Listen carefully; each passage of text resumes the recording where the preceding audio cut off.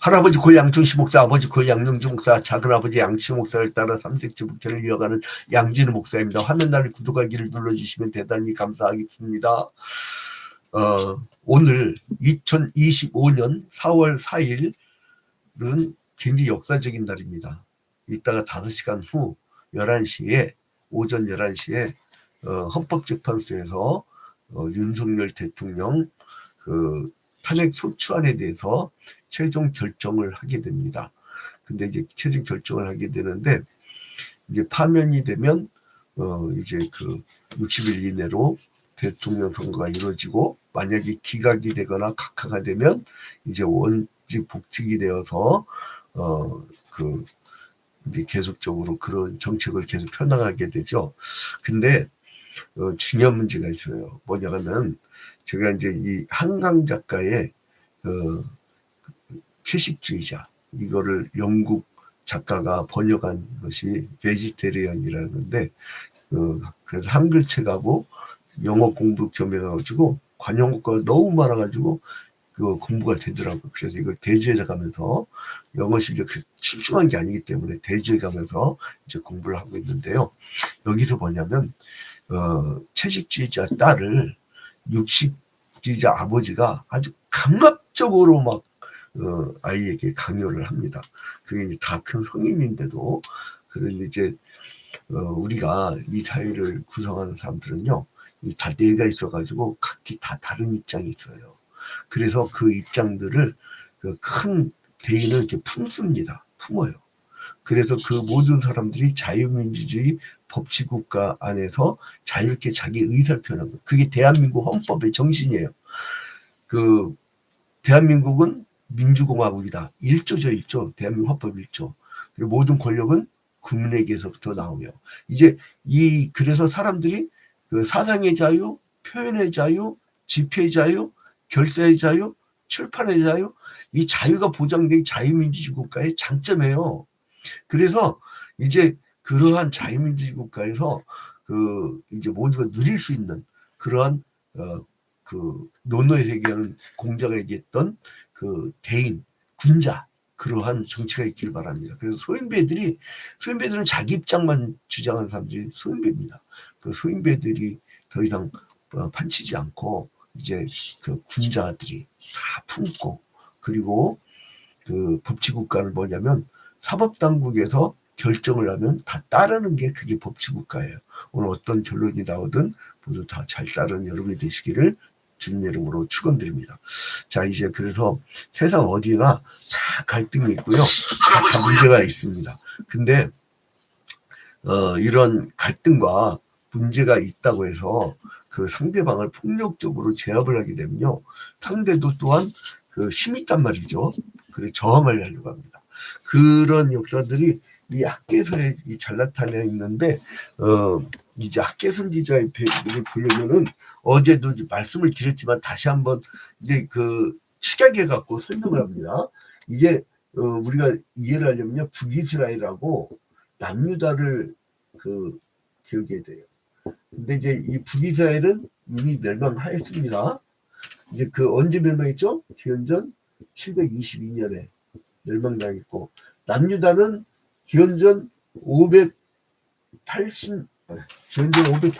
멸망당하고 기원전 586년 586년에 멸망당하고 그 다음에 바벨론 포로로 끌려갔다가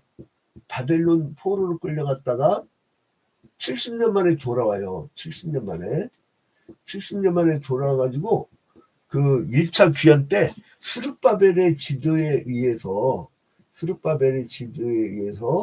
이제 그 성전을 재건을 하는데 이 성전 재건할 때 이게 1차 그 이 바벨론에서 이제 메대와 바사 메대 왕국과 바사 왕국이 이제 바뀌죠.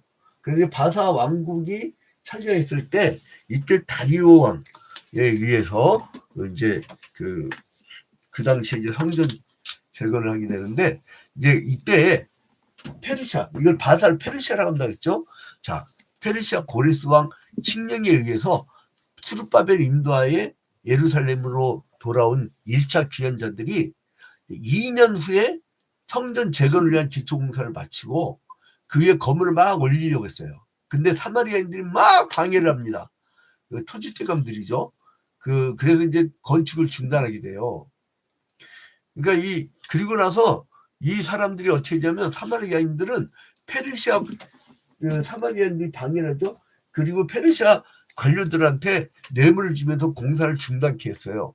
그때 이제 아수에로 왕 때에 성전을 짓는 자들이 성전을 짓고 나서 나면은 이제 이 페르시아를 반영할 거라고, 저 인간들이 반영할 거라고. 그래서 성전 건축을 완전히 중단케 합니다. 그게 에스라 4장 3절부터 6절까지 나오는 이야기지요. 근데 이러한 여러 가지 문제가 점차 이제 유대했던 그 사람들의 사기를 저하시켰어요. 자, 보세요. 포로로 끌려갔다가 바벨 포로로 끌려갔다가 페르시아로 정권이 바뀌니까 이 사람들이 포로에서 다시 돌아왔을 때에 돌아오고 나면 어때요? 이제 거기가 오래 살던 땅이 아니기 때문에 토지가 황폐했겠죠. 경작이 그러니까 계속 실패합니다.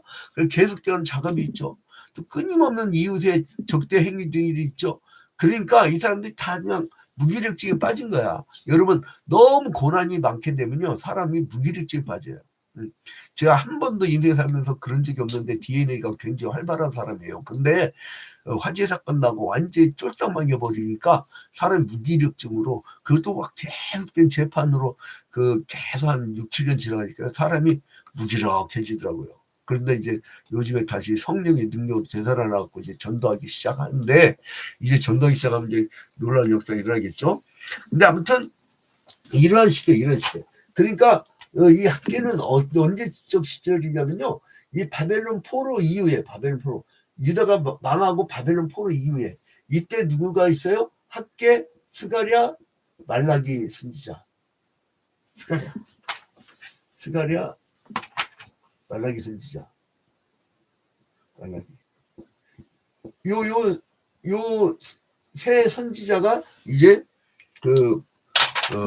활동하는 시절입니다. 그러니까 이 무기력증이 빠지다가 이제 14년이 지났어요. 14년. 그 이제 이 14년이 지나고 나서, 자, 이제 우리가 성전을 다시 재건해야 됩니다라고 이제 막 강력하게 학계가 이야기를 하게 돼요. 그래서 사람들이 이제 강력하게 이제 다시 일어나서 성전 건축을 하게 되어지는데, 그래서 이때 스룹바벨은 다리오 왕에게 상소를 올려갖고 성전을 다시 짓게 해달라고 요청하죠. 그래서 다시 짓기 시작해요. 이게 에스라 5장에 나오는 내용들입니다. 5장부터 6장까지. 에스라 5장부터 6장. 이제 다시 14년 만에 다시 이제 짓게 해달라고 한 것이 에스라 5장부터 6장. 나오는 내용입니다. 자, 그런데 이제 다리오왕 2년에 다리오왕 다음 아들이 크세르크세스죠. 크세르크세스. 이건 일반 역사에 나오는 것이고, 성경에서는 에스라서의 아하수에로 왕으로 나와요. 아하수에로. 이거는 뭐냐면 보통 명사냐 고유 명사냐 이 차이뿐이에요. 자, 아무튼 제가 이건 이미 설명했기 때문에 다시 리피트를 않습니다. 그래서 이제 마치 이제 이 시기가 이르지 않아서 사람들이 이제 아직 시기가 안 됐어. 그리고 이제 뭐 수입도 없어. 이러고선 전부 다 자기 집에, 그러니까 포로에서 귀환했으니까 자기 집 막 책임에 정신 팔려 있어요. 그래서 이제는 학계 선지자가 너희는 산에 올라가서 나무를 가져다가 전을 건축하라고 막 계속 독려를 하게 됩니다. 그래서 그 독려의 말을 듣고 이제 성전 건축을 착수하는데, 이제 스룹바벨과 모든 백성들이 선지자 학계를 통해서 하나님의 말씀을 듣고 하나님을 두려워하게 된 거예요. 자, 이제 모든 역사는 언제부터 일어나냐? 하나님의 말씀에 순종하게 하려고 작정했을 때부터. 그래서 이제 그러니까 여러분, 순종과 순명이 우리 신앙의 자세입니다. 그 아무튼 성전 재건이 이스라엘 백성에게 주는 영적 교훈은 대단했습니다. 이거는 뭐냐면 그 당시에는 하나님이 임재의 장소이고 그 당시에는 그 이 정신적인 민족 정신적인 그 중심체였어요. 근데 이것이 그 구약 시대까지만 성전이에요. 구약 시대는 성전이 건물이었죠. 성전 건물. 그리고 근데 그러나 신약 시대 때는 신이 우리 몸으로 직접 임재했기 때문에 예수 그리스도 그래서 임재했기 때문에 이 신약 시대로 오면은 이 성전이 몸이 돼. 몸. 구약 시대는 성전이 건물이었고 신약 시대는 성전이 몸이 되는 거예요. 몸. 그게 이제 큰 차이입니다. 그래서 이거를 해석할 때 우리가 솔로몬의 성전 그리고 포로의 스룹바벨의 성전 그리고 이제 나중에 그 중간기 끝나고 헤롯 성전 그 성전 이후에는 우리는 몸이 성전이라는 개념을 가지고 구약을 바라보면 됩니다. 자, 그러면 이제 오늘 2장에서 하고자 하는 말씀이 뭐냐면 하나님께 순종하고 성전 재건을 착수했던 이스라엘 백성들은 곧 자기들이 짓는 성전과 옛날에 지었던 솔로몬의 성전터와는 그 비교가 안 되는 아주 초라하죠. 솔로몬 때는 제일 잘 살던 그 강대국이 지었던 큰 건물인데 그 비교가 되겠어요? 그래서 노인들은 고향에 돌아와서 자기들이 짓고 있는 성전에서 초라하게 느낀 거예요. 오늘 본문 말씀 학계 2장 3절 보세요. 2장 3절을 보시면은 너희 가운데 남아있는 자 중에 이 성전의 이전 영광을 본 자가 누구냐? 이제 이것이 너희에게 어떻게 보이느냐? 이것이 너희 눈에 보잘것 없지 아니하냐? 자기 눈에 보잘것 없지 아니하냐? 그때 하나님께서는 학계를 통해서 이스라엘 백성들에게 비전을 제시하셨어요. 그러니까 지금 짓는 성전은 비교도 할 수 없는 조그만 것인데 작지만 그러나 애굽에서 니들이 탈출할 때 출애굽을 해 가지고 하나님 가나안 땅에 그 들어가게 해서 사사 시대를 거쳐서 이제 사울 다윗 솔로몬 왕을 거쳐서 분단왕국을 거쳐서 지금 이 지경까지 온 거 아니에요. 근데 니들 출애굽을 할 때 솔로몬 성전은 고사하고 지금에 있는 성전만도 못한 장막에 있었지 않느냐라고 얘기해요. 자, 2장 5절. 너희가 애굽에서 나올 때 내가 너희와 언약한 말과 나의 영이 계속하여 너희 가운데서 머물러 있나니 너희는 두려워하지 말지어다. 야, 니들 그때 성막 기억나냐? 광야에서 얼마나 초라했냐? 근데 거기에 임재자들이 하나님이 여러분 사람은요 외모를 볼 게 아닙니다. 사람은요 성령이 임하고 하나님이 그 동행하시는 사람이 있어요. 그 사람과 그 영은 죽었어. 지옥 갈 사람이야. 근데 돈이 많고 높은 자리에 앉았고 막 넓은 그런 바운다리를 갖고 있어. 그 어떤 게 더 좋습니까? 우리 기독교인들은요. 우리가 낮아지더라도 하나님이 임재하는 사람이 되기를 원하기 때문에 우리가 낮아진 인생이 되는 거예요. 하나님 임재라는 영광스러운 비전을 제시한 거죠. 이거 뭐냐면 메시아의 도래를 예언해 준 거예요. 그러니까 이 시대 때 한참 이 페르시아의 그 왕들 이 다리왕 크세스가 있을 때 또 이제 그 사마리아 사람들이 성전 건축을 반대할 때 이 스룹바벨 때 뭘 바라보냐면 신약의 메시아를 바라보 메시아. 얼마나 큰 시야를 갖고 있어요. 메시아. 그러니까 메시아를 바라보면서 학계서가 맞춰지게 되는 거예요. 자, 그런데 이제 축복은요. 하나님의 명령에 순종하게 되면 현세의 축복이 있다는 거예요. 2장 10절부터 19절에 보니까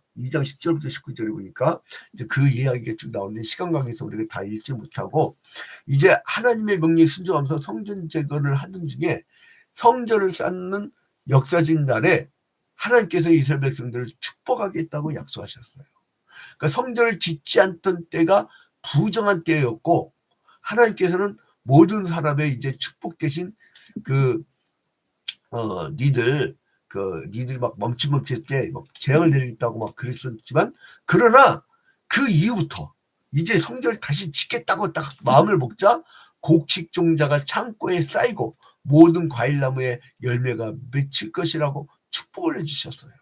자, 그러고 나서 미래에 대한 축복도 얘기해요. 그러니까 아까 그 10절부터 19절까지는 현세 축복, 이 학개서 2장 10절부터 19절까지는 현세 축복, 그리고 20장부터 23장까지는 미래에 대한 축복을 이야기하면서 이제 말씀을 마치게 되어지는데요.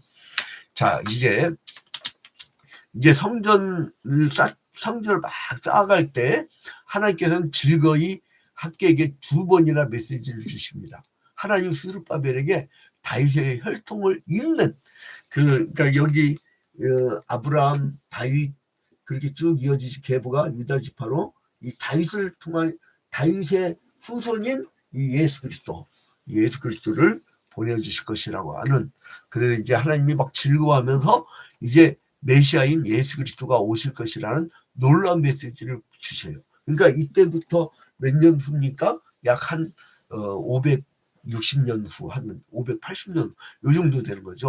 그러니까 무려 500여 년이나 지난 후에 오실 메시아의 축복을 주시는 거예요. 여러분, 우리 기독교인들은요, 좌절하지 않고 아무리 사마리아인의 장난 있고 어려움이 있어도 왜 우리가 흔들리지 아니하냐면 우리 미래의 축복을 보장받는 사람들이기 때문에. 아니, 그리고 죽으면요, 죽으면 천국 가잖아, 그런 비전이 있어요. 근데 세상 사람들 우리가 전도하러 나가잖아요. 그러면은 예수 믿으세요 그러면 죽으면 그만인데 천국 얘기하지 마세요. 죽으면 그만이래. 얼마나 그 미래가 없는 사람들입니까? 근데 그러니까 학계에 있어서는 메시아 대망 사상은 성전과 밀접한 관련이 있어요. 오늘 학계에서 2장 9절을 보니까 2장 9절이요. 이 성전의 나중 영광이 이전 영광보다 크리라. 나중 영광은 예수 그리스도께서 이루실 하나님의 나라. 이전 영광은 뭐냐면 솔로몬 성전. 지금은 초라, 그러니까 스룹바벨 당시 그 학계 당시에는 초라한 성전. 그래서 이 성전의 나중 영광, 메시아의 영광, 그것이 이전 영광, 솔로몬의 영광보다 크리라. 만군의 여호와의 말이니라. 내가 이곳에 평강을 주리라. 만군의 여호와의 말이니라.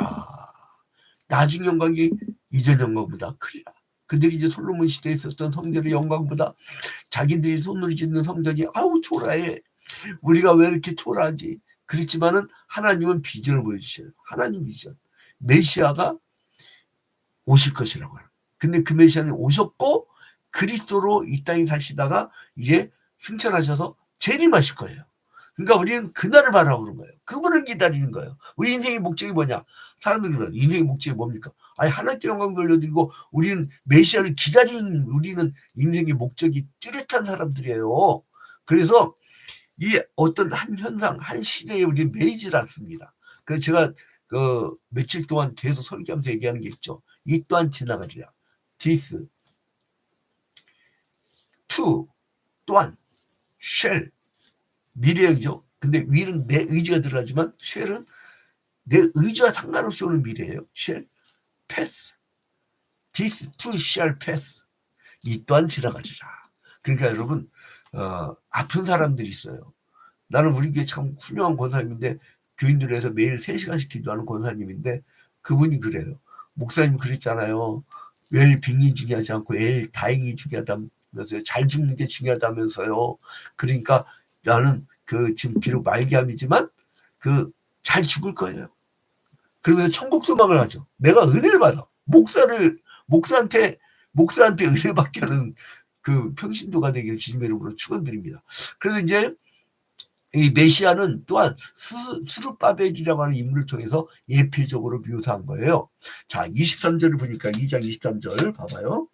2장 23절. 만군의 여호와가 말하노라. 스알데의 아들 내 종 스룹바벨아, 여호와가 말하노라. 그날에 내가 너를 세우고. 그러니까 이 예표로, 구약 시대는요, 구약은 하나의 예표고요, 구약은 예표고 그림자예요. 그림자. 예표고 그림자. 예고편이죠.